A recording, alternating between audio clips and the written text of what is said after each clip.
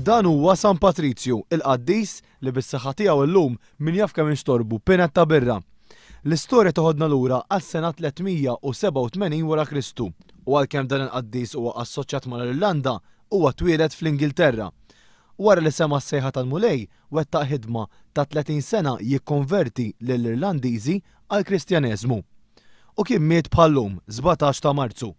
Jum illi fl-Irlanda baqa' jitfakkar tant li sar kważi festa nazzjonali, parati, avvenimenti sportivi u tradizzjonijiet, kif tispjega aħjar Mart l-Ambaxxatur Irlandiż għal Malta Mary Hennessy. Min kien St. Patrick? Min kien St. Patrick? Le, Irlandiż? Le, ma nafx.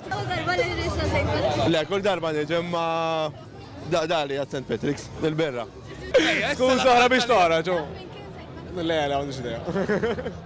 U kieku żammejna ma' tradizzjoni ta' Patrizju, illum konna nilbsu l-blu għax dak kien il-kulur tiegħu, imma ma' żmien u minħabba l-bandiera Irlandiża, il-kulur ta' din il-festa tbiddel għal-aħdar.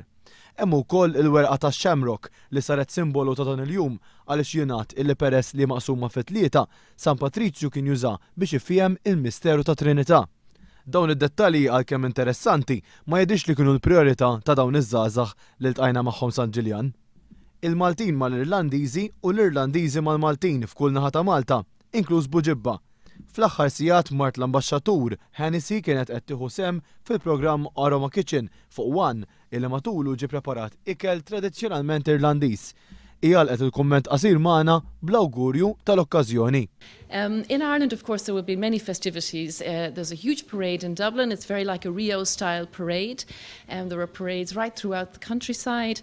A lot of music, a lot of concerts, a lot of Irish dancing, a little bit of Irish beer and whiskey. Not too much of that. Happy St. Patrick's!